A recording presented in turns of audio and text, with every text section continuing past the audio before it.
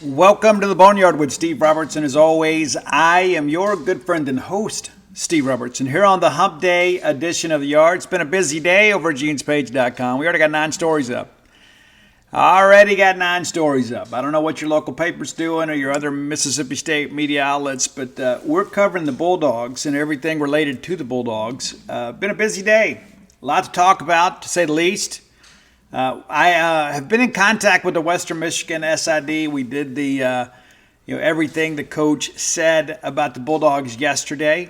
And then player availability today, they had some equipment issues. So no comments from the players about their outlook on the ball game. Plenty of reaction from Bulldog players. And you don't have to be a Gene's Page subscriber to go watch our videos. We video all of the coach and player interviews, and they're available to you for free. Just go to genespage.com, the Mississippi State affiliate for 247 Sports, and you get up to date on everything the Bulldog coaches and players have said about the current matchup, last week's matchup, everything. Always free. Come by and check us out. Of course, you should be a subscriber. Again, you can take advantage of our current special that'll run through Thursday, 11 p.m. Central, 2 months for $1. That gets you all the way through the season and then into the heart of recruiting as we begin to prepare for the final official visits of the recruiting process. So a lot of recruiting stuff today to talk about. Always some good stuff to talk about over at genespage.com. We're committed to this. It's an obsession for us.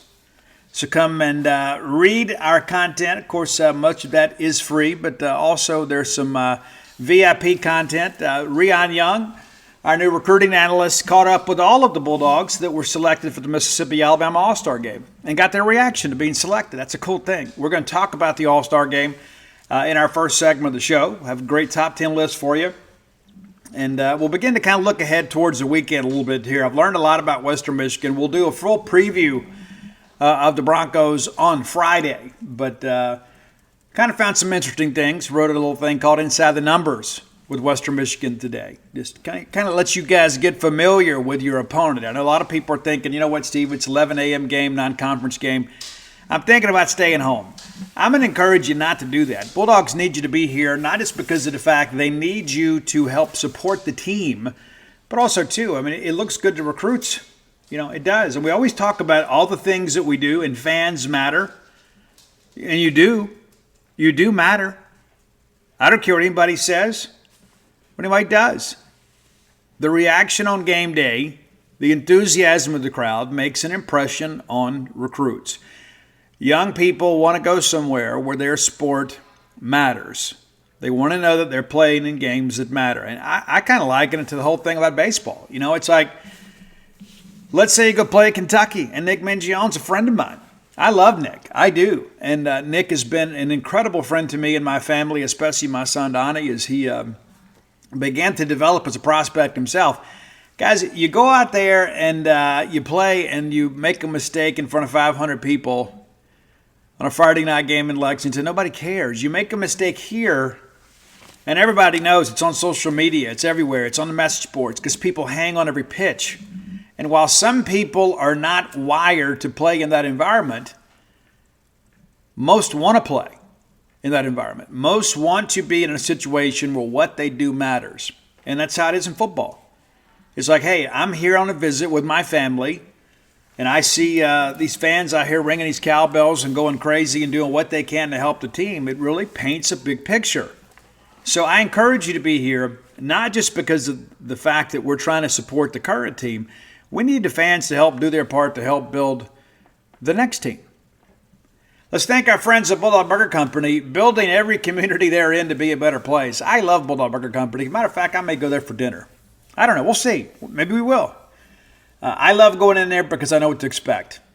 I can go a lot of different places with my dining dollar. I choose to go to Bulldog Burger Company more times than not because there is a consistency there when it comes to quality of food and of service and atmosphere.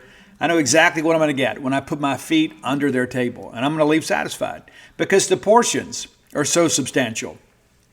Bulldog Burger Company has 3 great locations to serve you. University Drive in Star Vegas, Gloucester Street there in Tupelo. At a time, if we have some live music there. And then, of course, in the Ridge and Flowwood area, Lake Harper Drive. We're going to have some tap takeovers and things like that. Some interesting things, some chef specials. But the thing about it is I don't even need a special event to go to Bulldog Burger Company. I just know when I go out, I want to go somewhere that I'm going to leave there satisfied and feeling like I got my money's worth. And I always get more than my money's worth at Bulldog Burger Company. The place where people go to meet, M-E-A-T. All right, let's take a look at this Mississippi roster. Alabama roster will be released soon. Got a chance to get some guys on there. We're kind of rooting for Josh Flowers, of course, and Ja'Cory Whited. We'll see what happens with Caleb Dozier as well. But, Ja'Cory Whited, I interviewed his coach earlier today. This is a young man that needs football. He does. He is 6'7", 220 pounds. He was built to play the sport. But primarily it's just been him, his mom, and his siblings. And he is the first to leave home. And, Starkville's not that big of a trip from Birmingham. But this is a young man that needed football to get his education, and we're very glad that he picked Mississippi State. The more that I talk to these coaches and learn more about these players, they're going to be a part of our family in the years to come, the better I feel about this class. But let's take a quick look here. Of course, 8 Bulldog commitments from the state of Mississippi. 7 of those 8 selected to an all-star game roster. The one exception is Terrence Hibbler out of Holmes County Central. I don't know the circumstances there, but I'm shocked that he didn't make one of these rosters. And granted, we've got a good group of defensive linemen in the state this year. But I think he's one of the best ones. As a matter of fact, I think he's probably, among the interior guys, the most college-ready. I'm a huge Kamarion Franklin fan. Huge. I know he's going to Ole Miss, and I know some Mississippi State people would say, well, Steve, you shouldn't say that. It doesn't change the way I feel about him as a player. I think the guy's going to be really good. Now, does he have some things to work on? He absolutely does. But I think that the ceiling for him is really, really high. But let's start. We'll run through the list here. Patrick Broomfield, an Ole Miss commitment out of Clarksdale. He's listed at 6'2", 175. I don't know that I want to get on that scale. I like Patrick Broomfield. I've said from the outset I really felt he was more of a G5 Southern Miss type guy. But we certainly wish him the best. I'm eager to see more of him when we get down there and have a chance to cover practices. And we will. We'll go down there for a couple days. Amarian Fortenberry from Columbia High School. That's right, the most dominant team in the state right now. That's right, you can stick it. Wildcats for life. Eager to see what Amarian does. And, of course, Mississippi State down there recruiting some guys, some Wildcats that play on the same patch of grass that I did at some point. Jathan Hatch from Biggersville. We had him in camp earlier this year. Shortly later, he committed to Louisville. I didn't think that he was overly impressive in camp. I do think that he is a guy that's certainly a Division I player. I'm not sure if he's an SEC player, but I wish him the best. Dre Riley from Charleston. Don't know a lot about him, but I know that 6 foot 168 as a defensive back. You like the raw materials there. P.J. Woodland, Mississippi State commitment from Oak Grove. They'll be at Meridian this weekend, so if you're out in that neck of the woods, want to go check out a new Bulldog, PJ will have his skills on display. Now, we're going to make the trip over across the state lines to Alabama. It's homecoming weekend at McAdory High School to go see Ja'Cory Whited play. So we'll have full coverage of that this weekend, too. Cameron Beavers from Bay Springs. I really like Cameron. They've got him listed at 270. I don't think that's accurate. I do think Cameron Beavers is a guy that's got the frame to put on the mask, to be a really, really good player. Currently committed to Ole Miss. There was some flirtation about potentially him coming back and revisiting his recruitment. That has died down a great deal. Talon Carter from Ocean Springs, a 6'1", 290-pounder. Kamarion Franklin, mentioned him earlier. I'm a huge fan. Granted, he is an elite pass rusher. Got to get better against the run. West Point kind of had their way with him. But I like his upside. Kyle McClendon from Gulfport, a 6'2", 305-pound defensive tackle. Caleb Moore from Oak Grove. We had him in camp this year. Committed to Southern Miss. He's listed at 6'3", 250. I don't think he's quite as big as listed. But he is a young man that plays like a house on fire. Jaden Calder from Brandon is going to be an inside linebacker. Plays for former Bulldog Sam Williams. And Sam, those guys coach a good brand of football. So that Calendar is going to be a guy that's going to be very, very disciplined and kind of understand what's expected of him. Fred Fat Clark from Winona makes it.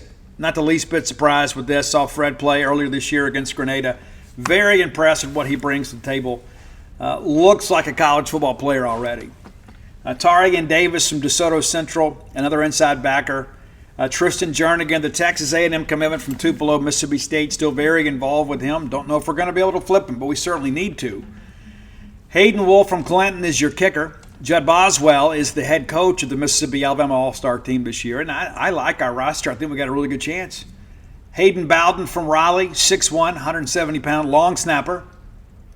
Isaiah Autry, committed to Oklahoma out of Itawamba Agricultural High School. He was the guy in the very beginning. Mississippi State kind of got in the mix with him. The discussion back then was if he stayed in state, he's likely headed to Ole Miss. And then he jumps on that Oklahoma offer. Watching him on film, I'll tell you, he's not quite as physical as you'd like him to be, but with his girth and size, you feel like once he gets in a college weight room, you can kind of coach that out of him.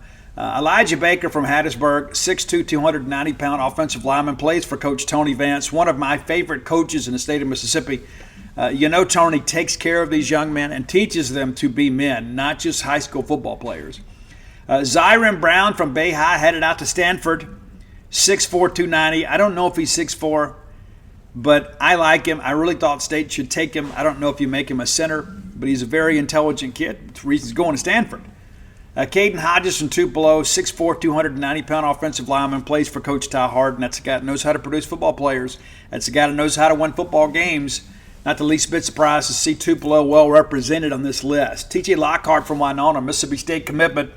6'5", 380. He's trimmed up a little bit. I don't think he's 380, but he still needs to drop some pounds before he gets to Mississippi State.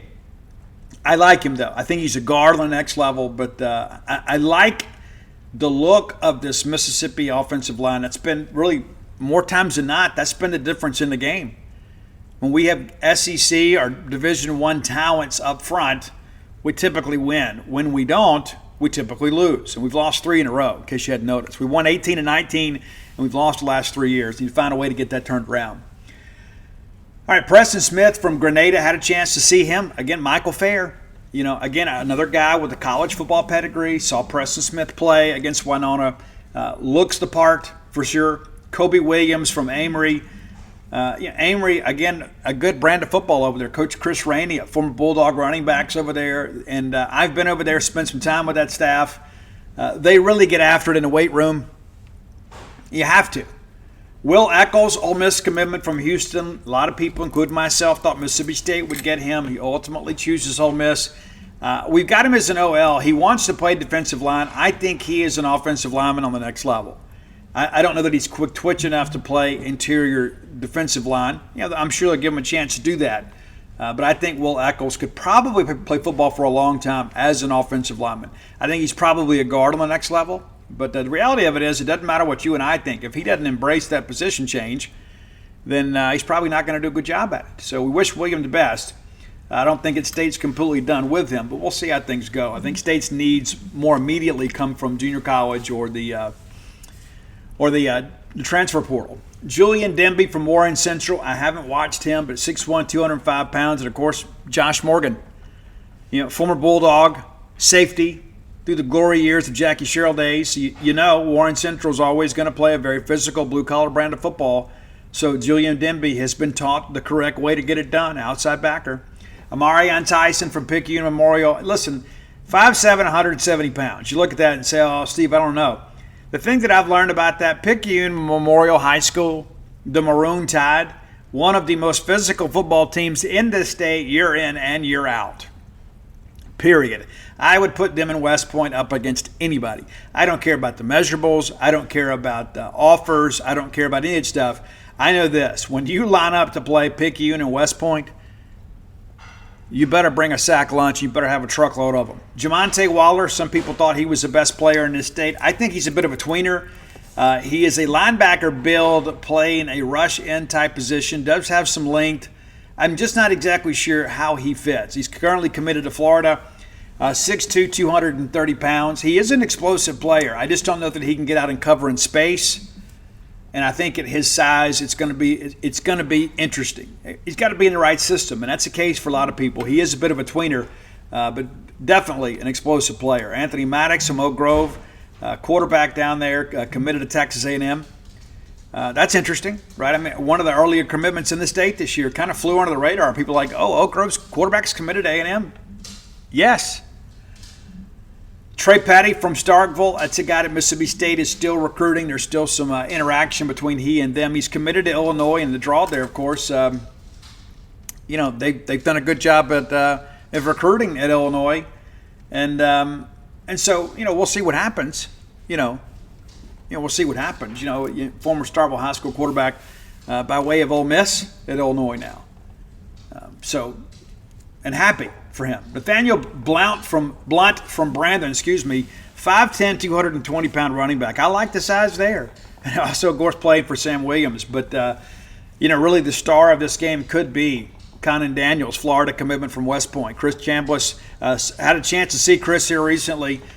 There's not many people in this state, in the high school coaching profession, that I respect more than Chris Chambliss. And if you've seen Conan Daniels play, if you've seen his film, you understand why he is easily the top running back in the state this year. Chris Davis also headed to Stanford from Picayune Memorial.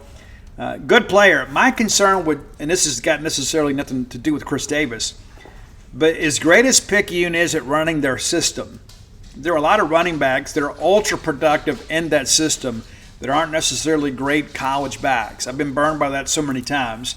I'll look at a guy and he's got all these yards, and I go watch him play and you think, man, this kid's incredible. Well, West Point and Picayune are kind of similar in that respect. Even though I think West Point running backs have had a better run at it in college, slightly. But they'll get ahead and get in that unbalanced line and just kind of wear you out. And I think those running backs kind of benefit from that. So we're hopeful for Chris. He'll have a good career. And again, his predecessors have no bearing whatsoever on his future. It's all up to him. Garrett Orgus from Warren Central, another safety, 6'3", 192 pounds. Of course, Coach Morgan, you get it done there. Daniel Hill from Meridian. Bulldog Legacy is projected as a tight end in this game. I like him as a running back. I officially visited Tennessee recently. Mississippi State's tried to be a factor with him. Of course, his dad played here at State. We have not been able to really get things rolling with him. Braylon Burnside, better known as Stonka, one of your wide receivers in this game. You know what to expect from him. He is legit.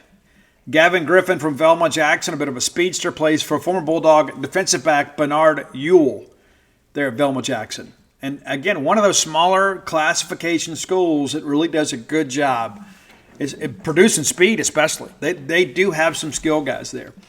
Mississippi State commitment J.J. Harrell out of North Panola. North Panola having a tough year, 2-4. Randall Montgomery is up there. Coach Montgomery is an outstanding coach. Known him an exceptionally long time. J.J. Harrell, a guy that very big on Mississippi State from the outset. So we certainly have some skill on the offensive side of the football. San Frisco McGee, I love his game. I know he's committed to Ole Miss. I get it. That's not going to make me think any differently about him as a player. Got some people close to him that tell me don't be surprised if he does take a visit to Mississippi State. Could be some drama with him late. We'll see. But I really like Frisco. He is not the typical wide receiver build. He is a guy that can really elevate and kind of wall people out. Really like his game. I think he's a guy that could be kind of a zone buster in many respects. Nareel White from St. Martin, going to play wide receiver in this game. I suspect he'll be a defensive back at Ole Miss. I like Nareel White. From the beginning, some people thought Mississippi State was in a good position with him. That's not what my take on it was. I know early on he had said some things that are about positive, but I was told from the very beginning if he stayed in state, he was headed to Ole Miss. And, of course, he committed to Arkansas earlier than later, backed off of that in favor of a commitment to Ole Miss. So your managers, let's give them a little praise too. Reed Elder from Brandon High School and then Mike Morrell from Picayune Memorial. Looking through your staff here, just so you guys know, Judd Boswell from Clinton's your head coach. Toby Collins, another great guy, offensive coordinator out of Madison Central. Bernard Ewell, Velma Jackson, DB coach. John Feaster from Moss Point is your defensive line coach. Chris Jones from Starkville, your wide receiver coach. Makes perfect sense, doesn't it? Of course, Josh Morgan, your defensive coordinator, linebackers coach. I like that pick a lot. Jeff Stockstill from Pass Christian is the O-line coach. Sam Williams, tight ends and H-back coach out of Brandon. Tony Vance from Hattiesburg. Your administrative coaches, Kenny Robinson, formerly of Mize, Justin Cheney, and Haas Ladner. We've all been there before. You got big weekend plans. For some reason, it just didn't work out. Maybe life gets in the way. Maybe you want to head down to the casino. Maybe take some of their money. I like to do that. Well, MyBookie's new and improved online casino is here to change the game for you. Dive into truly realistic casino experiences featuring the latest in slots, progressive jackpots, and live dealer action. all from the comfort of your own home. Take advantage of weekly blackjack tournaments and a brand new collection of high-end games for a chance at real cash rewards. The MyBookie Casino provides a Las Vegas experience when the action's in your hands. And the best part is you don't even have to wear pants. How cool is that? Your adventure at the MyBookie Casino begins today with a generous sign-up bonus using promo code Boneyard. That's promo code Boneyard to secure yourself a sweet deposit bonus. And that's not all. Because their revamped loyalty program ensures that you'll be showered with rewards, including free spins, cashback offers, and a host of exclusive VIP perks, the more you play, the more you'll win. Play anytime, anywhere with the MyBookie Casino. Again, that's promo code Boneyard. Hey, Bulldog fans, do you like me? Do you enjoy live entertainment? Whether it be a comedy show, a play, a ball game, a concert, those events require tickets. Make shopping for tickets more convenient than ever with TickPick, the original no-fee ticket marketplace that brings you the best prices for all the events you love. And now, TickPick is partnering with Zip, so you can shop now and pay later. Zip allows you to shop at TickPick and split your payment into easy installments.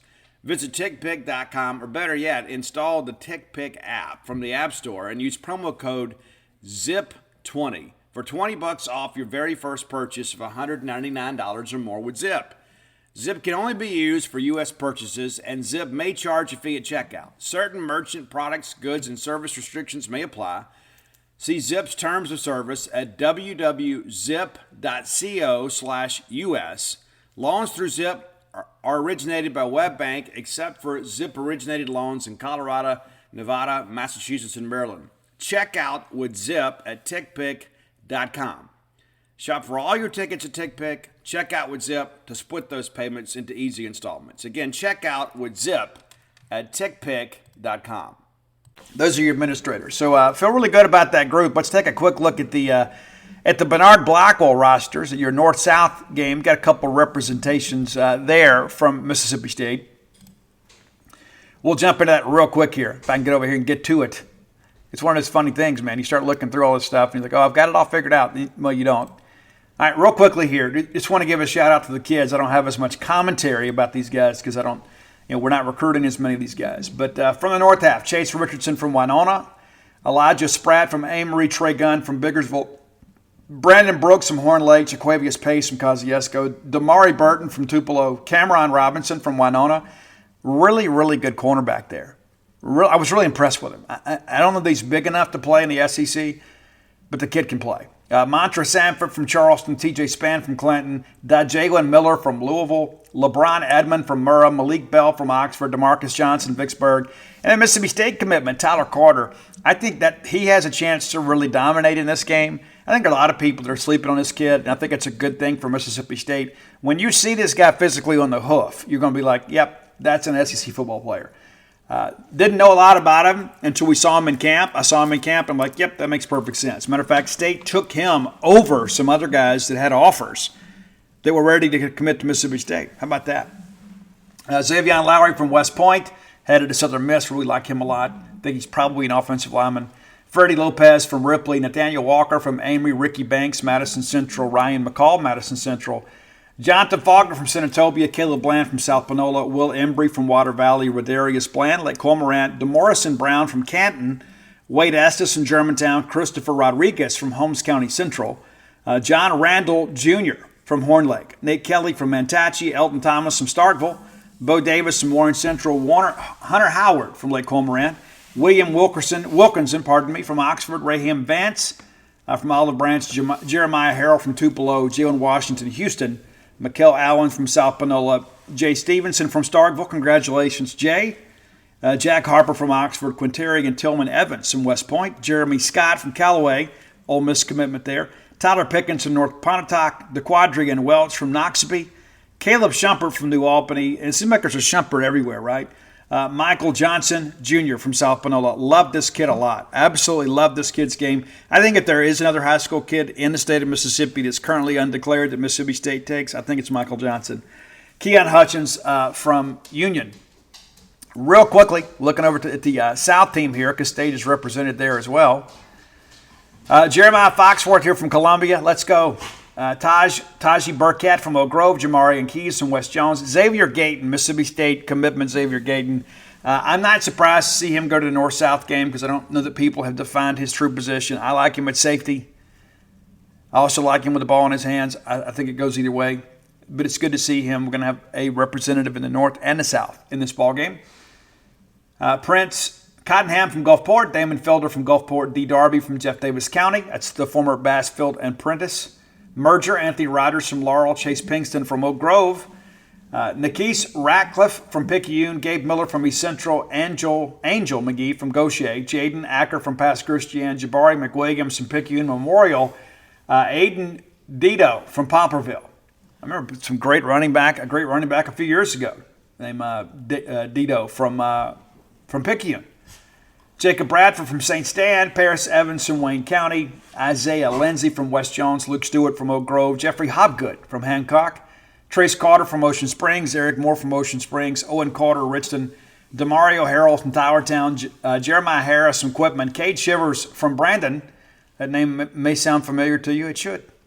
Jeremiah Kihei from Laurel, Dylan Harper from McGee, Preston Wood from Mize, Braylon McKinnon from Northwest Rankin, Tristan Fortenberry from Pascagoula, Takafa Lewis from Pearl. I think that he may be a marginal SEC guy. I wouldn't be surprised if somebody takes a swing on him late.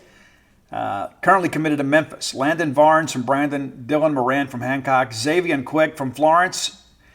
Quick is the name. Tavares Wade from Hattiesburg, Ahmad Hardy from Lawrence County, and there's a lot of Hardys in Monticello, Mississippi, as you guys should know. Dylan Lewis from Northwest Rankin, Brandon Mitchell from Hattiesburg, Cam Joseph from Gulfport, Terry Patton, Pass Christian, Caden Berger from Petal, Damian Miller from Port Gibson. Love the kid, love him, committed to Southern Miss.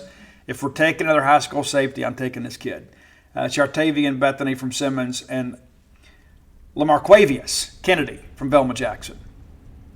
So there you go. Those are your all-stars on the Mississippi team. And I didn't plan to read the old North-South thing, but we did.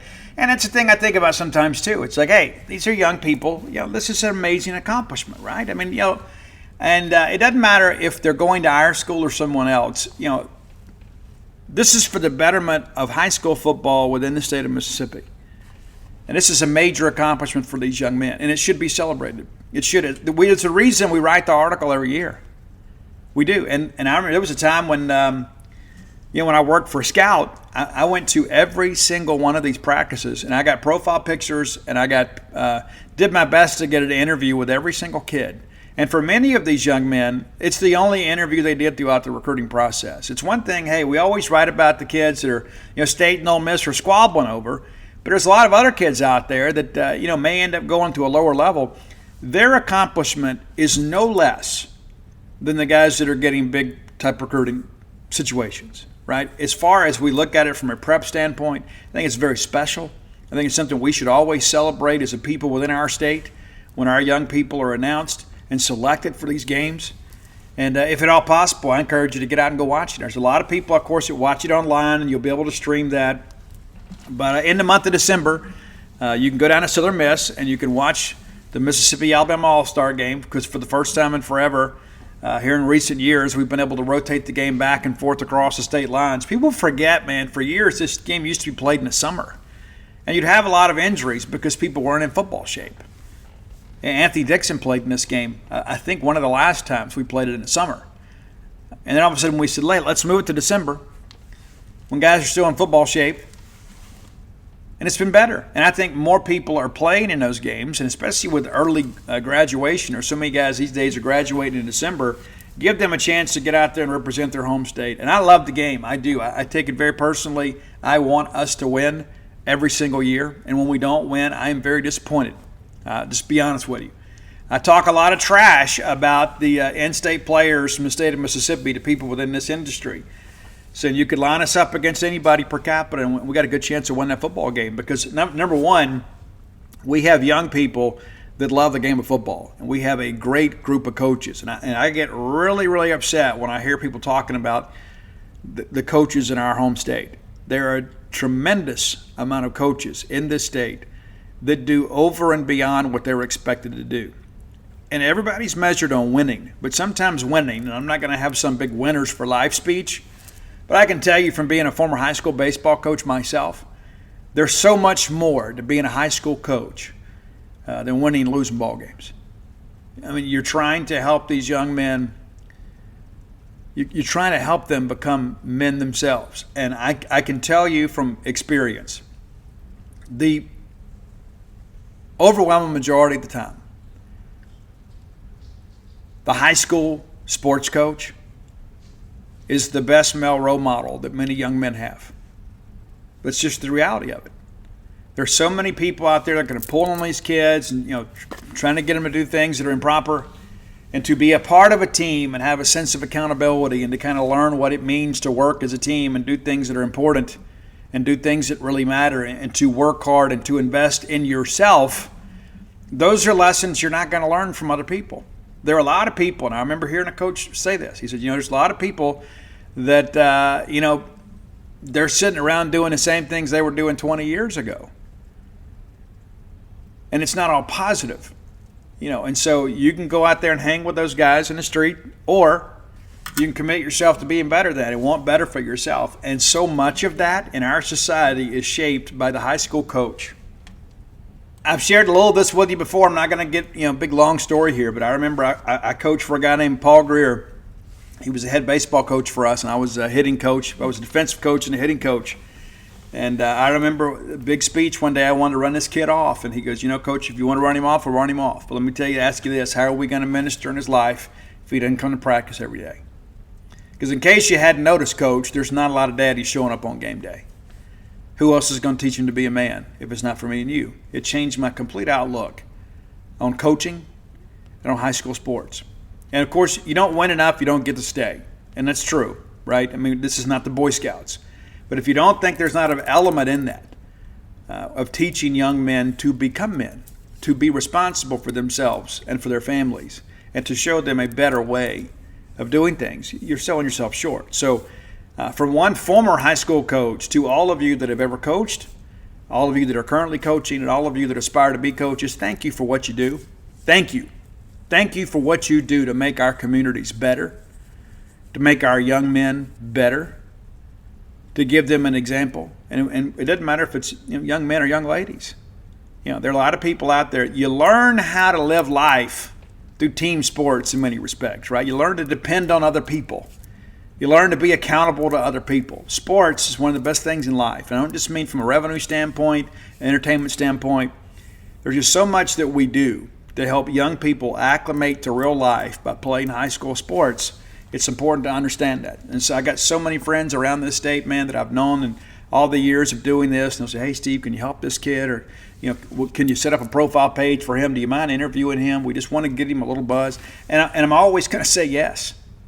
I'm always going to say yes because I know what that means to that kid, but I know what it means to his coach.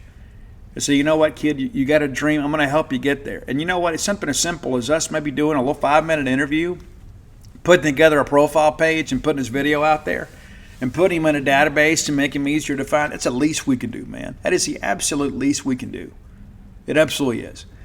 So, yes, I'm very happy that this day has come. And congratulations to all these young men, their families, their coaches, their friends and teammates.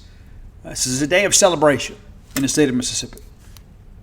All right, time for today's Top 10 list. As always, brought to you by closewithblair.com. That's C-L-O-S-E with Blair, B-L-A-I-R.com. Blair is a mortgage professional. There are a lot of people in the mortgage business, but few are as successful as Blair Chandler at getting his clients to the closing table. You can give him a call today. It's 601-500-2344. Again, 601-500-2344. Or visit the website to get more information. Blair has been in the industry 22 years. Top 1% close ratio in the country. Back-to-back years. Listen, you can trust your mortgage to a lot of people. Maybe a risky proposition. Deal with somebody who's been doing it for a long time that can be your advocate with underwriting to navigate through the labyrinth that is the mortgage origination process. That's why we work with Blair. Give him a call or text today. Again, 601-500-2344. Whether you're looking to refinance, looking to buy a home for the first time, Blair can get you done. That's closeatblair.com. All right, I got hit up a while back. Young lady named Mary said, "Hey, Steve, I've noticed that there's some intriguing songs out there about pie." Yes, that's right, pie, P-I-E. Thanksgiving is about 7 weeks away. Maybe you're considering your options for what you want to make. Ladies and some gentlemen, maybe you enjoy pie. On our list today, there will be no blueberry pie. There will be no shepherd's pie. But there are a lot of other pies. I prefer pecan pie, to be quite honest with you. If I had to pick, I think pecan pie is my favorite. There aren't a lot of great songs about pecan pie, though, so it didn't make our list. We also have some new bands making their top 10 debut on our list today as we get into pie. P-I-E. Number 10. Probably my least favorite of the pies, to be quite honest with you. It's just from a band called the California Honey Drops. I was unfamiliar with them, to be quite honest with you, but in our search to find the best songs about pie, I stumbled across their little ditty about pumpkin pie. It's kind of the Americana side of things. This is a very diverse list, so be sure and check that one out. Whether you like pecan pie or not, I think you're going to dig the song. Again, that's the California Honey Drops. Probably never heard of those guys before. It's pretty cool, though. Number 9, we can't do a list without including Motley Crue. Probably my favorite song on the Dr. Feelgood album is I played it through the first few times way back in high school because I'm from the 1900s. So I was around. The day that Dr. Feelgood came out, we had pre-bought the album, checked out of school early, went and picked up our copies, and rode around the rest of the evening and listened to it. But the song that jumped out to me that wasn't Dr. Feelgood, because Dr. Feelgood was the advanced single, was a great track, the second song on the first side of the cassette. It's Slice of Your Pie. That's right. So order me up a slice of your pie. There you go. Number 9. Number 8, this song has been on our list before. I go back to last year when Roy challenged me, Roy Samanti, my friend, who was late getting up our Asking Alexandria list, and he voluntarily wrote himself up. I don't know what we're going to do with that guy. But he challenged me last year, hey, can you put a top 10 list together about Thanksgiving, like Thanksgiving dishes? Well, of course I can. Of course I can. And this song made our list. Great track from kind of a one-hit wonder of the early 90s. A song called Apple Pie from the band White Trash. And I'd also like to point out, too, when I informed the beautiful bride that today was Pie Day on the top 10 list, she commended me on being able to find 10 songs about pie that were all different flavors of pie. Number 7, I don't know that you could eat this not with a knife and fork, but we're going back to AMG. You didn't think you'd hear that today. You didn't think, hey, there's going to be the California Honey Drops, Motley Crue, White Trash, and then AMG. That's right. Word to DJ Quick. AMG's Jiggable Pie, which is probably one of the better tracks on the album. Those of you that know AMG know exactly what I'm talking about. It's a classic album. A lot of people think Rihanna came up with the phrase that B better have my money. Nope. It's AMG. So Jiggable Pie, great track. Great track. Love it. Very danceable. Number 6, only on the Boneyard can you follow up AMG with Johnny Cash. That's right. That's right. We do what we want, when we want, how we want to do it. It's Pie in the Sky from Johnny Cash. Because when I die, there will be pie in the sky. Whatever flavor you like. Number 5, one of my best friends, the biggest Beatles fan that I know. We could have gone a couple different directions here, but I decided to go with Wild Honey Pie from the Beatles because it may be the weirdest song in the catalog. There's just so much like psychedelic. I mean, somebody was high when they wrote this. It's very different. It's very eclectic. It's very Beatle-ish. But it's not like the doo-wop Beatles. It's when they begin to expand their minds with LSD. And I submit to you, whoever put this track together was probably on a couple of hits. But Wild Honey Pie from the Beatles, number 5. Number 4, we're going to go adult contemporary here. One of the great singer-songwriters in American history, James Taylor's Sweet Potato Pie. I don't even like Sweet Potato Pie. I like the song, though. I do. James Taylor is outstanding. Absolutely outstanding. The way he uses that low register, man, it just feels like putting on a cool jacket, So Sweet Potato Pie, number 4 from James Taylor. Number 3, probably the song that got the wife the most excited. It's from the Houses of the Holy album from Led Zeppelin. You can never go wrong when Led Zeppelin's on your list. And this is a song that many of you don't know because you only know the hits. I encourage you to get deeper in the catalog. This is an absolute banger, man. And of course, it's about a nice-looking woman, but it's Custard Pie from Led Zeppelin, number 3. Absolutely love that track, man. We could do a top 10 of just deep tracks, it's like B-sides of Led Zeppelin. And then get at the end of the day, think, you know what, it's been a great day. Number 2, we couldn't have a list about pie without mentioning our friend Jani Lane and Warrant. It's really the song that, as I've shared with you guys before, he told me that he hated being the cherry pie guy. And as I told him, there are worse things to be known for. It was interestingly enough is, I didn't plan to share this, but so years ago I met Bobby Brown, the Cherry Pie Girl, and she's so much more than that. But I met her before she was famous. As I joked with her recently, I'd sent her something some time ago. I'd written a thing about Jani Lane and started to include some of this in a new book, but I didn't. I messaged her, I don't know, some months ago. She messaged me back yesterday. How cool is that? That's pretty nice. So Cherry Pie from Warrant, number 2. But number 1, you can't eat it, but you can enjoy it. One of the greatest songs in American history, it's American Pie from Don McLean. And some incredible songwriting. There's just so many, it's like a tapestry of American music history. And so if you're unfamiliar with that, let me encourage you, maybe one day when you're looking for something to read or you're in the tub or whatever, or waiting on an airplane, look up American Pie, like the story behind American Pie, and you can read about all the things that are kind of written cryptically that make that song such a gem. It's American Pie from Don McLean. Number 1 on your list. So I hope you enjoyed a piece of pie today. It's fun doing these kind of things too because they kind of come off the radar. And I remember I was thinking today, what am I going to do? And I remember somebody hit me up. I want to say her name was Mary, I think. So here we are, pie. You never know what you're going to get. You don't know. Sometimes you think you do. We didn't do Piece of Pie from Stone Temple Pilots, so maybe we throw them an honorable mention. That's a good track too. Reminds me of my friend Scott Sorensen. Scotty didn't even have a CD player, and when me and Jim Winter would go reward ourselves once a month by buying a CD, Scotty one time went along with us and bought a CD, and that's what he bought, the debut Stone Temple Pilots album. So there you go. You just never know. You never know.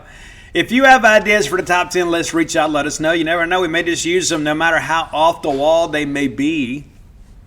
Best way to do that is hit up Roy on Twitter at Dogmatic67. It's DAWGMATIC67. Give Roy a follow. He won't be posting pictures of his food or his pie or anything like that. You can rest assured that it's always going to be like Mississippi State related and our great list and things of that nature. And Roy also goes to all the trouble of putting these on Spotify for you. So if you are a Spotify user, you can find him under Dogmatic67. Maybe subscribe to that and have our great list just kind of auto-populate to your phone. So you're out traveling, you're looking for something new to listen to, we'll supply that for you, free of charge. I mean, you're already paying for the subscription. We're just giving you a better list. Yeah, there you go. But I so appreciate your contributions. And so many people say, Steve, I love the top 10 list. I got a lot of people that say, I'm not a music guy, fast forward through it. That's okay. My feelings aren't hurt. But we love being able to talk about music on the show. It's a segment of the show that we started back during COVID. And now here we are, over 3 years later, still doing it. And it's just amazing to me the things that you guys come up with. And so, again, thanks so much for your support up to the top 10 list. And, again, if you've got ideas, reach out, let us know. If you message me, I can't promise you I'm going to see it More times than not, I do, but other times I don't. So Roy is always a safe bet. Roy's not nearly as popular as me. Ha ha ha, Roy. But what's interesting about that is we were somewhere, I think we were in, Roy will have to remind me, I think maybe we were in Fort Worth for baseball. And some lady walked up to Roy and figured out who he was and says, hey, can I get your picture made with you? You're famous. Just because he does the top 10 list. So Roy is famous now. Congratulations, Roy. You're welcome. All right, next segment of the show brought to you by Campus Bookmart, a Starkvillian institution. I love Campus Bookmart. I have loved them for a long time. Whenever I need Mississippi State merchandise, it's the first place I look. I don't go to Amazon. I don't go to eBay. I don't go Google. I go to Campus Bookmart.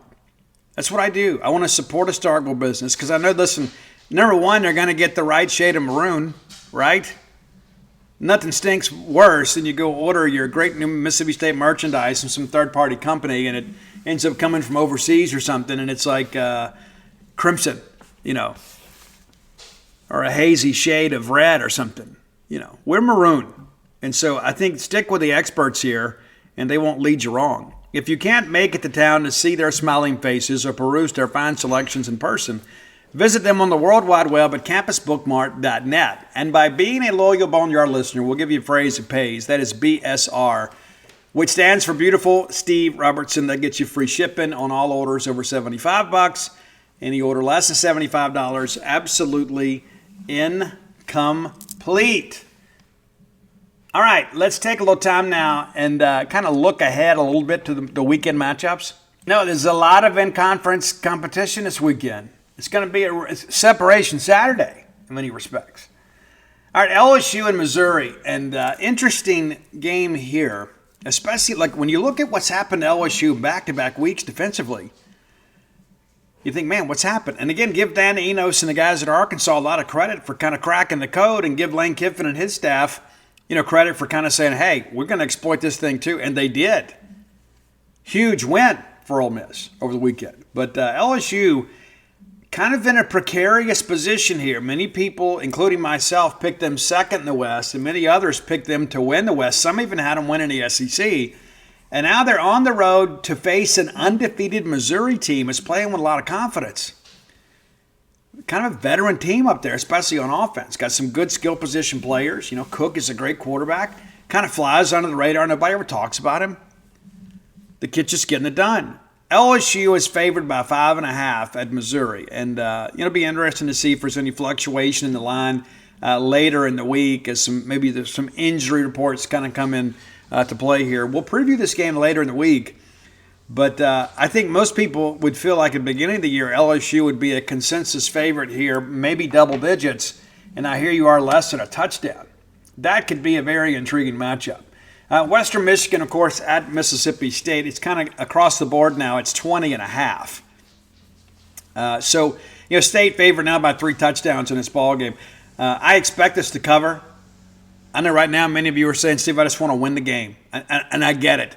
I think Mississippi State needs to win with some style here. I think we need to have some momentum heading into the open date. Like if we go win this game 20-17, calm down there. Goodness gracious. Even my own dogs are upset about the football season. But yeah, if we go out here and win this game, we struggle through this game and we're sluggish, it's not going to inspire any confidence among the fan base. We got to find a way. This is the Western Michigan team that was picked 6th in the MAC West. That's dead last, in case you didn't know. The only team to get less points in the balloting was Kent State. I mentioned that in an article earlier today. It's just an interesting deal. You look at this thing. State needs to win this game with some flair, and it doesn't need to be close. We've got to find a way not only to cover, but it's not even about covering. It's just about kind of getting our legs back under us, get into the open date, and get healthy as we get ready to prepare to travel to Arkansas and Auburn. You know it as well as I do. You're not going to be happy with just winning the game, nor should you be. This is a game we should win handily, and we need to. We need to go out there and really kind of get things rolling for ourselves. All right, Alabama and A&M. This is a game that is really, really tough for Alabama. Last time they went to College Station, they lost. Max Johnson, of course, a guy that's got some SEC snaps under his belt. This Alabama offense is very pedestrian. I mean, you saw it last week, right? I mean, even though you look and say, oh, Steve, they won the game 40-17. What are we doing? What are we doing? But 40-17, but it wasn't like some electric Alabama offensive performance by any stretch of the imagination. It's been a while since I've had a duet on the show, so I apologize for that. But this is a tough game for Alabama. They're only favored by 1.5. Some books have it at 2. And I suspect that A&M has the athletes on defense to match up outside with Alabama. This is not an ultra-talented Alabama offense. The defense is legit. This could be a ball game that's like 17-13. I mean, it literally could be. But A&M has played very well offensively since the Miami game, even without Connor Wegman. I thought Max Johnson looked really good last week. So that's one that I would probably stay away from. But it's also interesting to note, that the respect that people are giving A&M and that Alabama looks so vulnerable right now. I won't be the least bit surprised if A&M wins that game. If they do, you kind of look now at A&M maybe the front runner to win the West. Did you expect that? And you can't count out Ole Miss either. All right, Vanderbilt and Florida. I don't know what to expect from Florida. I mean, last year Vanderbilt beat Florida. It's an 18.5-point spread now in favor of the Gators, but you begin to look at this thing and it's like, can you have any confidence to bet on Florida? I don't know that you can. I don't know what their record is against the spread this year. Yeah, I suspect they didn't cover against Charlotte, as we know. They covered against Tennessee. Certainly didn't cover against Kentucky. I would stay away from it. I know Vanderbilt's bad. I don't think Vanderbilt wins the game the rest of the year. But anyway, that spread's rather interesting. Kentucky and Georgia. I don't know that I've got a lot of confidence in Georgia to cover these days.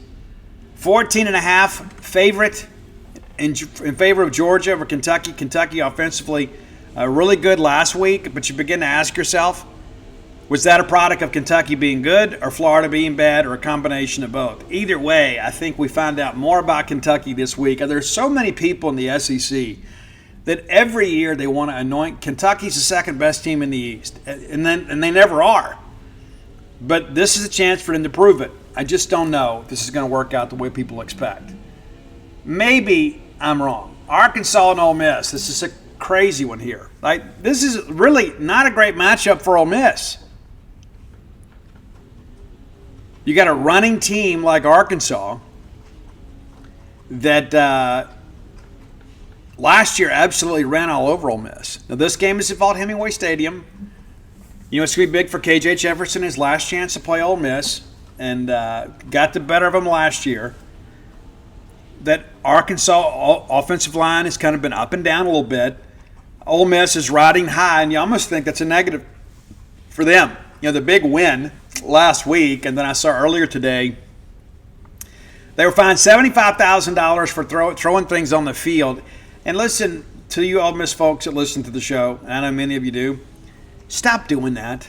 I mean, really, somebody is going to get hurt. And then speaking of getting hurt, I saw a video where the stands nearly collapsed underneath, and people were panicked and screeching and that kind of stuff. Youthful exuberance sometimes leads the way to property damage. And then they were fined $100,000 for rushing the field and $75,000 for throwing trash on the field. And the SEC changed the rule this past year that if you rush the field when the opposing team is on the field, that check goes to them, not to the SEC Scholarship Fund. So Ole Miss wrote a check to LSU. I'm sure they don't mind. If we'd beaten LSU, I wouldn't mind writing them a check for $100,000.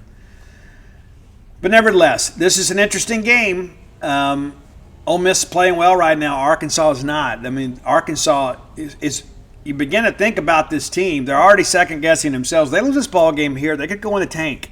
They absolutely could. All right, a little bit deeper down the list here. I'm trying to remember who all we have left. That may be it in the SEC. Now that I think about it. Let's take a quick look here, just to be sure. I don't want to leave anybody out. I don't want anybody's feelings to be hurt. But yeah, LSU, Missouri, Western Michigan, and State. Yeah, well, that's it. That's our schedule.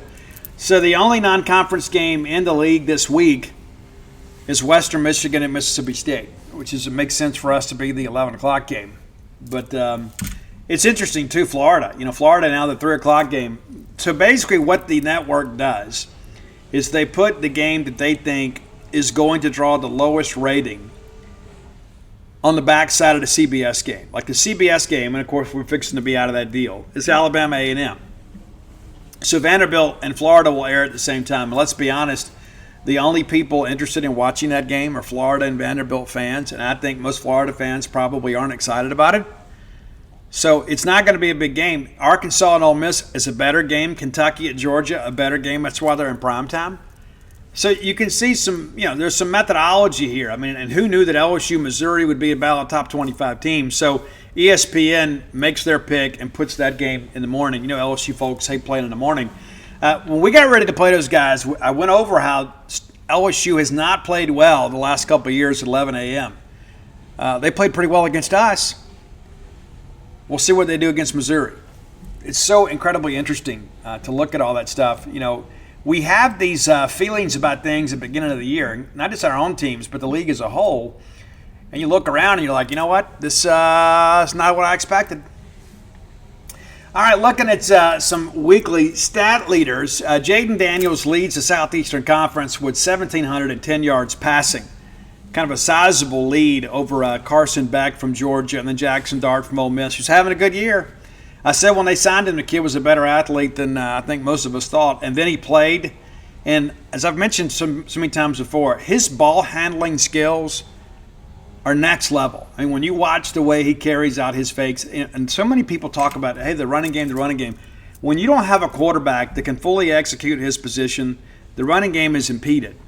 And when you've got Jackson Dart out there that is so incredibly gifted when it comes to faking the handoff, tucking it around, I mean, he really handles the football. I don't know if there's anybody in the conference doing a better job of that than Jackson Dart. That's tough for me to say. I mean, I hate to give Ole Miss credit for anything, but how can you knock the kid, man? Brady Cook mentioned him earlier. He is fourth just behind Dart with 1,468 yards. And there's Spencer Rattler at 1,411. I suspect you're going to see Rattler kind of come back to reality in many respects. As I've shared many times, that they're going to go as far as he can carry him. 6 is A.J. Swine, Graham Mertz from Florida, 7. Joe Milton at 8. He's not Hendon Hooker. Number 9, Devin Leary. And then 10, Will Rogers. You probably thought Will was farther down the list than that, and you'd be wrong. K.J. Jefferson is behind Will Rogers in passing. And, of course, he had the big game against LSU. Not a lot of a big game since then. Of course, Connor Wegman's out for the year. It makes sense he would stay behind. Jalen Milroe is 13th at 838. Of course, 8 of 10 last week against Mississippi State. The least efficient quarterback in the conference right now is at Auburn, Peyton Thorne. 643 yards. Completion percentage of 62.77%. But the lowest depth of target in the conference is 6.84. Also got 4 interceptions to go along with it. He's been sacked 13 times. Spencer Rattler's been sacked the most, 22 times. KJ, 18. Will Rogers, 14. It's a far cry from what it was last year, when we were throwing it all the time. Last year, our sack numbers by percentage were among the best in the country. So not only are we not, scoring with the same proficiency, we're not protecting a quarterback, not even close. And that's one of the big disappointments in every bit of this, is because we have such a veteran offensive line. Your Jaquavius Marks now is 4th in the SEC in rushing. He was number 1 for the first 3 weeks of the season. Now Ray Davis from Kentucky, on the strength of that big game against Florida last week, now leads the conference with 594 yards. Also has 8 rushing touchdowns. Cody Schrader, who has kind of gone 1 and 2 much of the season from Missouri, 463. What will LSU do against him? Jalen Wright from Tennessee has emerged as the back of choice there, though he and Jabari Small both split some carries. But Wright is now 3rd, of course, Woody 4. Quinshon Judkins is 5th. 378 yards, and again, he's been hurt. There were some people, of course, that penciled him in as potentially the SEC Offensive Player of the Year. The year, now that we're approaching the midway point, has not gone the way that he expected, though we did have some big runs against LSU. Perhaps he's getting healthy, which could make Ole Miss even more dangerous down the stretch. Trevor Etienne from Florida is 6th at 358 yards. Logan Diggs, a guy that's just kind of emerged here in recent weeks, now 7th in the league. Alabama's Jace McClellan is 8th. Jaden Daniels, the most prolific quarterback rusher in the conference, is 10th. So there you go. Looking at the rushing numbers. Receiving numbers, this is not going to be a stat that shines well on Mississippi State. Tulu Griffin, number 9 in the conference with 409 yards receiving. The leading receiver is Luther Burden III.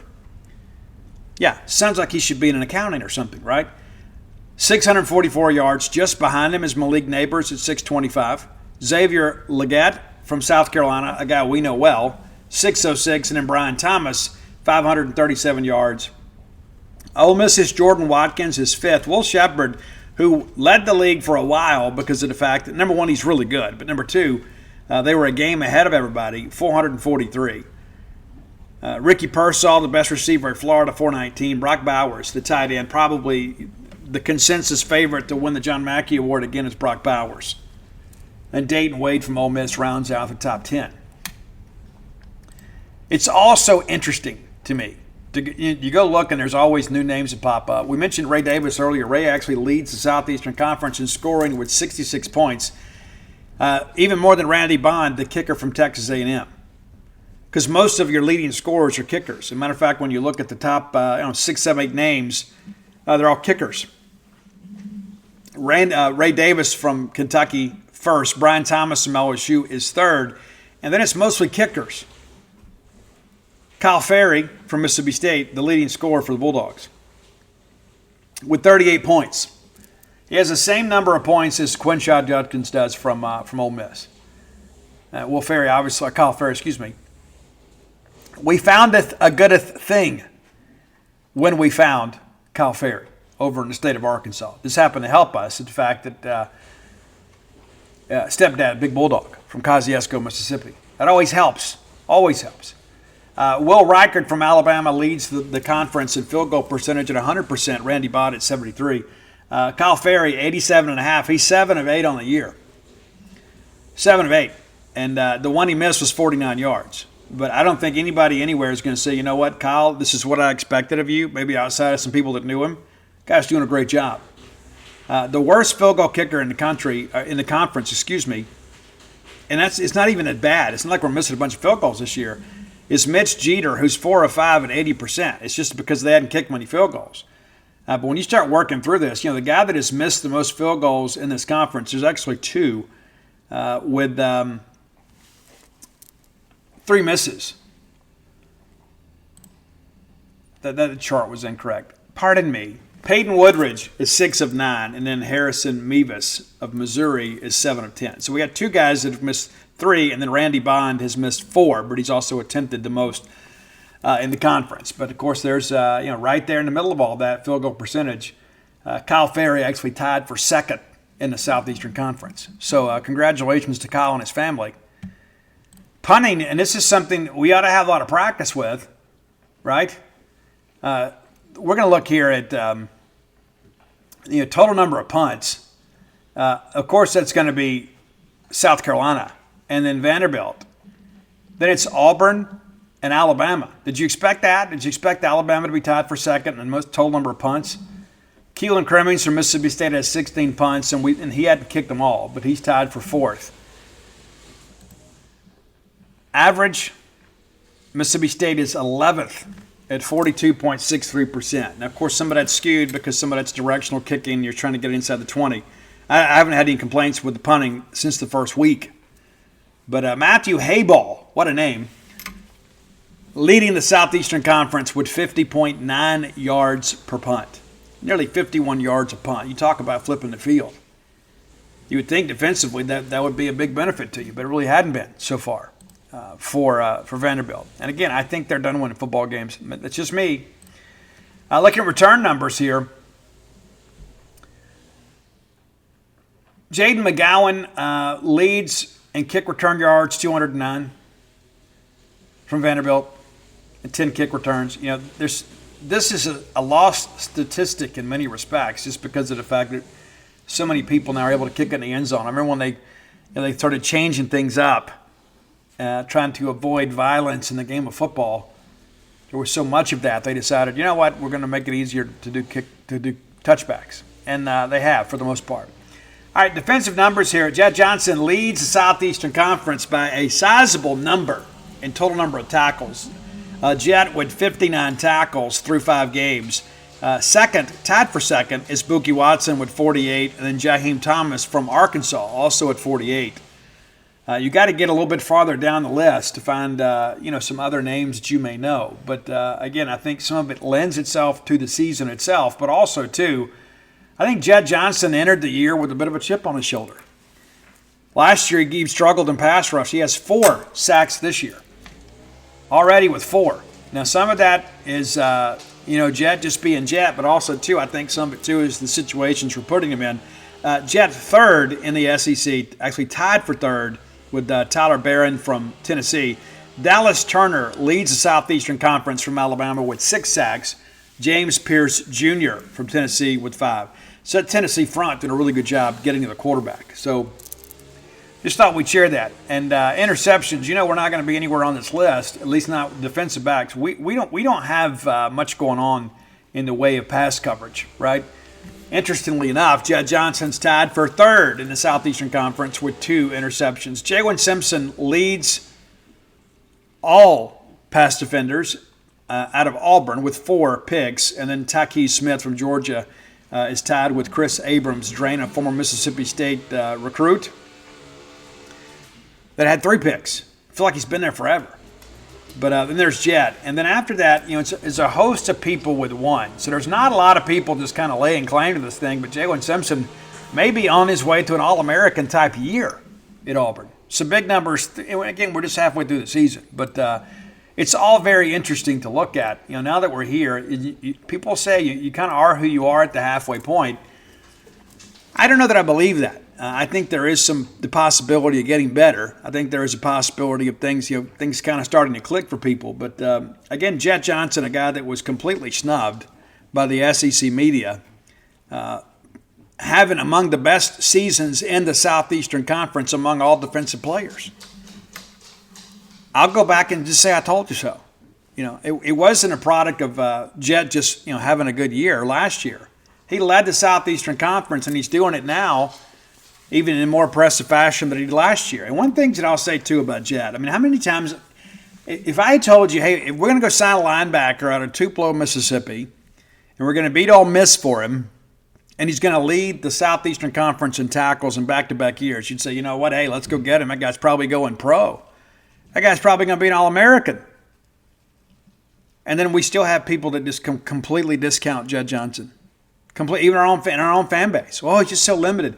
You know what? Hey, we're all limited in some respects. All I know is this: is despite his limitations, according to some of you, Jett Johnson's having an All-American caliber season. Period. You can say what you want. You can think what you want. The numbers speak for themselves. You can say, well, he's a product of the system. So is everybody else. Everybody is a product of the fit and the system in which they play in. Jett's just doing a better job of it than everybody else. And it's time that everybody gives that kid some respect. All right, final segment of the show brought to you by our friends at International Auction LLC. Visit them at internationalauctionllc.com or give them a call at 888-861-0999. Now, here's the cool thing. Many of you have thought, I'd always love to own some land in Starkville, but it's so pricey. Like, it may be out of my price range. Guys, this is going to be such a great deal for you. You got multiple parcels to bid on here. You got the Highway 182 parcel, the Sandy Creek parcel, and then there's the central parcel, which is the 18 acres kind of there, centrally located. Make sense? Guys, the reserve on this, you want to take a stab? You want to take a guess at what they're giving this property away for? How about $4,000 an acre? Guys, that's 5 minutes away from Davis Wade Stadium and Duty Noble Field at $4,000 an acre. Got new information on that today. Wanted to share that with you because you may be thinking, Steve, yeah, that all sounds great, but it's probably out of my price range. You know what? It's probably not. It's probably not. At $4,000, right? Super cool. Again, just 5 minutes away from Mississippi State, butted up against the North Campus, so you're not got to worry about a bad neighbor. Who wouldn't want to be neighbors with the fine folks at Mississippi State? Put it in your GPS at 2 Sterling Drive, Starkville, Mississippi. That's Stirling Drive, right? And you've got that property right up against 182. There's 5 lakes on its property. There's no zoning. It's in the opportunity zone. And so whether you're looking to buy it as an investment property, or perhaps move your family to Starkville, what could be better than that? Outstanding. Now, you can go see the property this weekend. And this is the last weekend showing this Sunday from 10 a.m. to 2, right? And then next Wednesday, 10 a.m. to 2. That's easy to find, right? Or you can do it by appointment. Just give them a call at 888-861-0999 and get more information about it. And now, there will be a bidder deposit, $25,000 for the entirety of the property or $10,000 per tract. Of course, if you don't win, you get your money back. We just want to make sure you're being honest here. Like you're a serious bidder. It's kind of like putting some earnest money up. I have toured this property. It is absolutely spectacular. If I was bidding, I would look at this Cypress Lake property, man. I'd build me a big old log cabin out there, just some haven in the sticks, and you would never see me. I would be as reclusive as you could ever imagine. I might not even go to Walmart, But listen, I think this is a great opportunity. Again, whether you're looking to make this an investment property or make it your home, so many great options there. And again, for more information, internationalauctionllc.com. It's just, I can't begin to tell you how beautiful this property is. You need to see it for yourself. And again, you can do so this Sunday from 10 a.m. to 2. You're coming up for the ball game anyway. You're going to spend the weekend in Starkville because you love Starkville. And you've always dreamed of maybe making Starkville your home. Well, now here's a great chance to do it very affordably. Yeah, very affordably. Just $4,000 an acre. It's ridiculous. And again, I got that information today. Couldn't wait to share it with you guys just because of the fact I think a lot of people are going to listen to this and say, that all sounds great, but it's just going to be more than I could ever afford. No, it's not the case. Not the case at all for most people. Be sure and check them out. All right, some changes to the depth chart. A lot of times we do baseball here at the end. We're going to do some football stuff here as we get out of the gate here.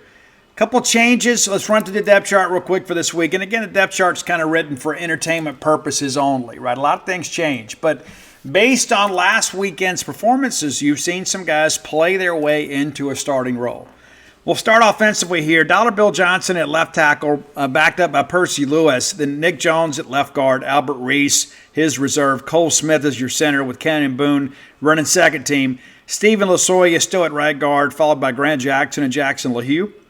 Right tackles Cameron Jones and then Leon Bell. But we have seen Percy Lewis flip over at times and play some at right tackle. Quarterback, of course, is Will Riders and Mike Wright.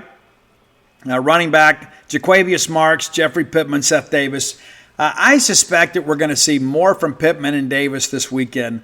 Woody got a little bit banged up last week, and he wants to play, obviously, right? But I won't be surprised if the lion's share of the carries go to guys down the depth chart just to kind of keep Woody safe, get him into that open date, get him healthy, and let's get ready for the second half of the season. Ex-wide receiver Justin Robinson or Freddie Roberson. Now, Freddie played last week a lot. Justin is practicing this week. They're being careful with him. There's a possibility Justin plays this week. Tulu Griffin, and then Creed Whittemore or Antonio Harmon. Of course, Antonio, they move him around a great deal, kind of depending on formation. We go 11 or 12 personnel. Antonio, more times than not, it's going to be your flex tight end or be an H-back or something of that nature. But there's going to be times when Tulu and Antonio are going to be on the field at the same time. I do think we see a lot more from Creed this week. A lot of people ask about that. Steve, why hadn't he played? Well, he has played. He has played. Maybe he didn't play as many snaps as he did against Southeastern. And again, he's playing against an FCS team. So even coming from the high school program he came in, Creed's an SEC athlete. So, of course, he's going to have a really good day against those guys. But I do expect to see more of him this week. And then fans will say, where has he been? Well, he's played. He just hadn't had the separation, and we hadn't had the ability to protect. You forget last week that pass, the last pass it was intended that was intercepted from Will Rogers was headed to Creed Whittemore. At the Z position, Xavion Thomas hangs on to the starting spot. Jaden Walley, which is the curious case of Jaden Walley. What's happened to him, right? Really expected him to have a big year this year, and he's missed some time.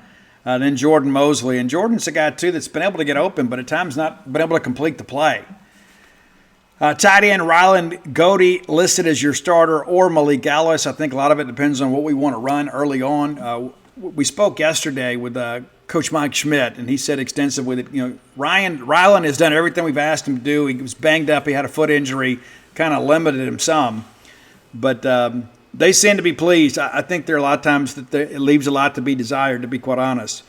You know what your kicking and specialists look like. No change there. But defensively, a couple things here. Deontay Anderson, showing some real flashes. Guys, he is listed as your first-team defensive end now, ahead of Jordan Davis. And Jordan Davis, I'm not sure Jordan or JD's ever going to be the same, man. I love this kid.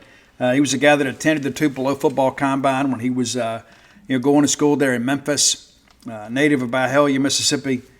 And hate that he hadn't had the career that we expected him to have. And just coming back from that ACL injury, he just does not have the get-off he once did, and you certainly hate it for him. But Deontay Anderson, a former All-American high school player, beginning to kind of find his way into it. And, of course, last week we only played with 7 scholarship defensive linemen. So Anderson, again, showing some flashes and appears to has earned the designation as the first-team defensive end. Nathan Pickering, having his best year as a Bulldog. I think we can all say it for what it is. This is the guy we expected him to be. Would like to see him take over a ball game. Eric Taylor played the most snaps that he's played as a Bulldog last weekend. And so hopefully the light is about to come on for him. A lot of times for junior college players, even guys that are bounce backs from the SEC or Power 5 level, it takes them a little while to get acclimated. Defensive tackle Jaden Crumity with DeMonte Russell sliding back inside to play there. That's kind of interesting. I think it just kind of depends on the formation we want to run there. But I think DeMonte is a guy that didn't play last week, expected to play this week, has another year of eligibility should he need it. And I don't know that he's having a year right now that would make him any money in the professional ranks, but he still has that level of potential. Sam linebacker. We've run Deshaun Page out there. We've had J.P. Purvis out there. We've had John Lewis out there. Your projected starter this week, Dontae Russell, that had an excellent ball game last week. And again, doing some things that don't appear to match his skill set or even his size. And big sack to open the ball game last week for him. So Dontae now has played his way into some opportunities. He has worked some at Sam in practice and is now projected to be your starting Sam linebacker this weekend. Mike linebacker, no surprise here. Boogie Watson, as always, with J.P. Purvis as his reserve.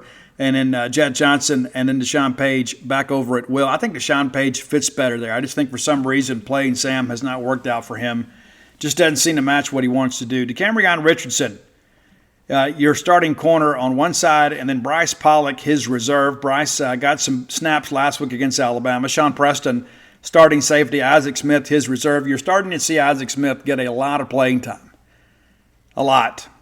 Corey Ellington, also now penciled in as a starter with Chris Keys as the second guy and then Jordan Morant as the third. Remember, Morant was a 4-star that transferred in here from Michigan. A lot of people had high expectations for them. He has not realized his potential to date. Marcus Banks at safety with Hunter Washington, his reserve, and then DeCarlos Nicholson and Asias Ferge on the other side there. So just thought you might find that of interest. But, of course, it's important to understand that, depth charts are kind of written in sand. As the game goes on and guys get banged up and you've got situational things you've got to consider, they're going to put the best 11 on the field as best they can. We've got to have some better play in the secondary. Now, I understand that the quality of competition we play this week is not going to be on par with what we have the last 3 weeks. If you go look at the passing numbers for Western Michigan, starting quarterbacks right at 55%. So there's a chance, obviously, that they're going to make some mistakes. But it's not about depending on the hurdles to be lowered. We have got to begin to make some plays in the secondary. And we have not done that. And you look the last 3 weeks, I don't know if I've ever seen anything quite like this, where teams' pass efficiency against our defense has been what it is. And then I asked Matt Brock about it, and he said, that's a good question. He goes, it kind of depends on every level of defense. And there is truth in that. But at the end of the day, if it's your responsibility to play in the secondary and cover pass receivers, you got to cover them better. And I don't know if it's a situation where we're just getting out-talented, if we're getting out-schemed, we're getting out-hustled. I don't know.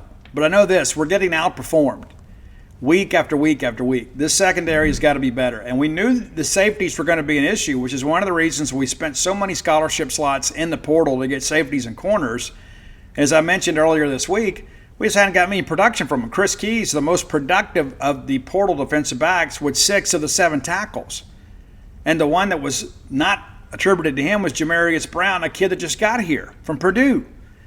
So we've got some guys out there that, we're billed to have had some talent. And there's so much of that we get so caught up a lot of times in recruiting rankings. And then once you get into college, it doesn't matter what you were ranked. It matters what you can do. And so that's important to understand. We have got to be better. And, of course, on Friday we'll come back and we'll preview the entire Western Michigan team. We'll go through the stats. I'll share with you some things that I've uncovered about this team. This is a team that is not especially gifted in a passing game. They are not a team that really challenges you down the field. I'm sure they're looking at the tape right now and thinking, hey, we can do this. If you read yesterday, Lance Taylor, the coach from Western Michigan, if you read that on Gene's page, I had the article, Everything Coach Taylor Said About Mississippi State. Lance Taylor is a native of Mount Vernon, Alabama. His dad, James Taylor, not the aforementioned singer James Taylor. James Taylor played on the 1973 NAFL championship team at Alabama. So Lance followed in his father's footsteps and played as a walk-on, one of those Bama legacy type deals. He was on a team in 2000 that came to Mississippi State and lost to Jackie Sherrill. Came back in 2007 as a graduate assistant, lost to Sylvester Croom. His all-time record in Starkville is 1-2. 1-2. And he certainly should leave here 1-3. But an interesting aside there. You think a guy from Western Michigan, you think was probably a guy with ties to the Northeast or the Midwest, but no, he is a Southeastern Conference legacy. And so he'll be familiar with the cowbells. I was amazed they didn't speak more about that in the media opportunity. As I shared earlier in the show, we didn't get the chance to get the audio or the video of the player media opportunity. They said they had some equipment issues. So not much to talk about in that respect. But I think when you begin to break this thing down, this is a team from the MAC that is not expected to be competitive in the MAC. They won a big ball game last week against Ball State. But this is a 2-3 team that has really struggled at times. Of course, they have played a very ambitious schedule, played Syracuse and Iowa. So they'll be battle-tested when they get into the heart of conference play. But the reality of it is this is a team that Mississippi State should handle, should be able to win going away. And I think, like all of you, it's like we're not going to learn much about our team this week unless it's of the negative variety. You got to go out there and take care of business. And that's important for people to understand. And I think everybody involved, as Zach Arnett said on Monday, that he wants us to be an angry football team. And I asked him, I said, Coach, are you angry? And he says, yes, I am. And he takes a swig of his water. And I think it's important to understand that the same Zach Arnett we have today is the one that we believed so much in throughout the offseason. But what matters most is what happens on the field. That's important to always understand. It doesn't matter who wins a press conference. They don't keep a win and loss total of who does well in the press conference. And there's so much of that. People are like, well, I like this better. Listen, I thought Arnett's press conference on Monday is probably the best one he's had in season. I thought it was outstanding. But it means nothing if we don't go out there on the field and do some good things. I have not lost faith in this staff. And I do my best to not be a prisoner of the moment. I'm a guy that, I've been a chronic worrier most of my life. But the thing that sports has taught me is football season's long. Now, it's over before you know it, but it's a long year. A lot happens over the course of the year. People get injured, people get better, people change positions. Coaches begin to learn, the strengths of their players. And that was one of the things that Mike Schmidt said yesterday. We're kind of getting an idea of who we have and what they can do.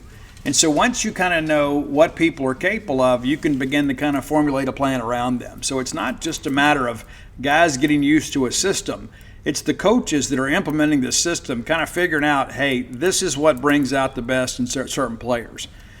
So I think, again, we're kind of at a crossroads in many respects. I do think Zach Arnett is going to do a good job for us. We have had some moments this year that things have looked okay, and other times when they didn't. People forget, we only had one penalty in game number 1. That's coaching, right? I mean, if you're going to have a lot of penalties, you expect it to be in the first game of the year, and we didn't. We were prepared. No pre-snap penalties. And we've had some issues since then.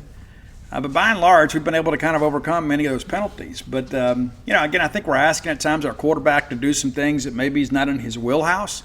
And in addition to that, we've had some injuries. I'm not going to make excuses for anybody, but the reality of it is you got to win. Nobody accepts that. Nobody's going to feel sorry for us, and Dave Turner said it best yesterday. And we're not going to postpone any games until we get healthy. And he's absolutely right. And DT has been with us, over and over and over again. Mississippi State's basically his home. Starkville is where his wife is probably the most comfortable, probably where she knows the most people. But we've got to figure this thing out. And we've got an opponent this weekend that I hate to call them a hapless opponent because they're not. These guys obviously are believing in a new system, and they've had some success in the last week or so. They're trying to round into form. They're going to come down here and say, you know what, this is a chance for us to prove who we are. And it doesn't matter if Mississippi State is struggling. It's an SEC team. Western Michigan is 1-4 all time against current members of the Southeastern Conference. Two of those losses came against Missouri when they were not a member of the conference. But the only win that Western Michigan's had against a Southeastern Conference opponent came in 1998 against Vanderbilt. And so, this is a team that we should be able to handle. And I think more importantly than anything, than winning the football game, we have to look like we know what we're doing. We got to go out there and play angry. We got to go out there and play with an edge. We got to play with execution. You've got more talent. You're playing at home. You have more to prove. Nobody's expecting Western Michigan to win this football game. There's no pressure on them. They can afford to come in here and play loose. They're just here to get a check. We're trying to right the ship, and that's what needs to happen this weekend.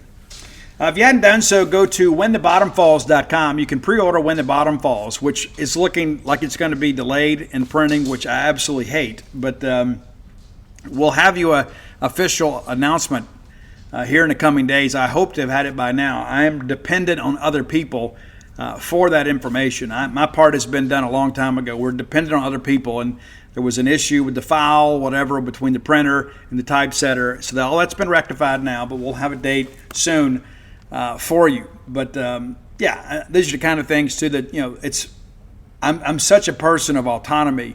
I hate having to rely on other people, but that's a necessary part of life. I mean, these are things that I don't have the skill set to do. I don't have the know-how to get these things done.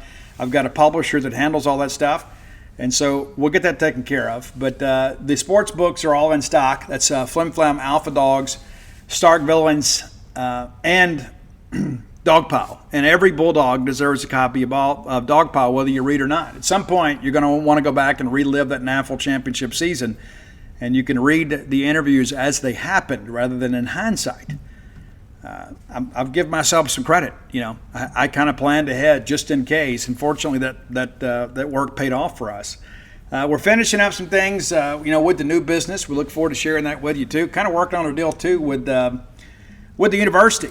We want to be able to give, and of course you got to work through compliance to make sure you're doing things as they should be. But we want to make sure that our float therapy spa is available to our student athletes that are in concussion protocol as inexpensively as possible. We want to do what we can to help those young people, and that's one of the things that we're going to consider doing too with our high school student athletes in Starkville as well. If there are players that are diagnosed with concussions, we're still navigating through all that, but we want to be a resource for our community to help people. So that's a big part of it. And you can go to TrueRest.com and learn more about that. If you hadn't got your Stark Villains gear, go ahead and order today at StarkVillains.com. We probably need to kick around some new styles. It's been a while. We've been offering the same things for a long time. There's a lot of Boneyard listeners that have the hoodies, and it will be hoodie season soon. I enjoy hoodie season and blue jean season and Timberland boot season and leather jacket season. I enjoy all of that stuff. I really do. I don't like the summer months as much as I used to. I mean, when I was young, I couldn't wait for summer, but I think it was really more just being able to go out and play and not have to go to school. But the older I get, the more I enjoyed the fall and the pre-winter, right? And I don't really mind the cold weather as much as many people do. But I know this. I know that, listen, we've got a great ball game. We've got to play this weekend, regardless of our opponent, and we need you to be here. I know many people are thinking, I'm just going to stay home and watch on TV. I'm going to ask you to reconsider for kind of the reasons we mentioned earlier. The team needs you, the staff needs you, the university needs you, and our Starkville merchants need you too. I mean, there's so many people that are so reliant on these ball game weekends to feed their families. And I know many of you would rather spend your money in Starkville than anywhere else, right? Because it's such a special place to you. And so we only get a handful of these a year, right? This year we happen to get 8 home football weekends, but you think this is the only one in October. So the thought of not being in Starkville for a month should be something that gives you a little bit pause about staying home this weekend. Of course, we're open date next week at Arkansas, at Auburn. Then we come home for the final month of the season. So this is it. This is the last opportunity for a home football game this month. Now, I know that Halloween is coming up and all that sort of stuff, and you never know what we're going to do. We'll have some fun with it. But we need you to be here. We do. We absolutely need you to be here. And, we'll look forward to talking about some men's basketball stuff on Friday. Justin Frommer and Dave Murray both went and attended the media opportunity. We've got a couple Bulldogs that aren't going to be available for a while. But I like our team. I do. I like our team and look forward to a great winter sports season here at Mississippi State. But before we get serious into all of that, we got to get some football stuff going. Well, that's going to do it for today. And again, as always, 2 months for $1 over at genespage.com. It's a limited time only. That's going to end tomorrow, Thursday, at 11 p.m. Central. So if you hadn't taken advantage, I'd encourage you to do it now. 2 months for $1. And come be a part of that. I think last time I looked, we'd already done 10 stories today. And again, I don't know what your newspaper's done today. I don't know what your other Mississippi State media sources have done today. We got 10 stories already for you today. And we'll have some more as the evening goes on. And again, nobody covers Mississippi State quite like we do. But until next time, let's all live our lives in a way we make more friends than enemies, and people can see a difference in the way we live.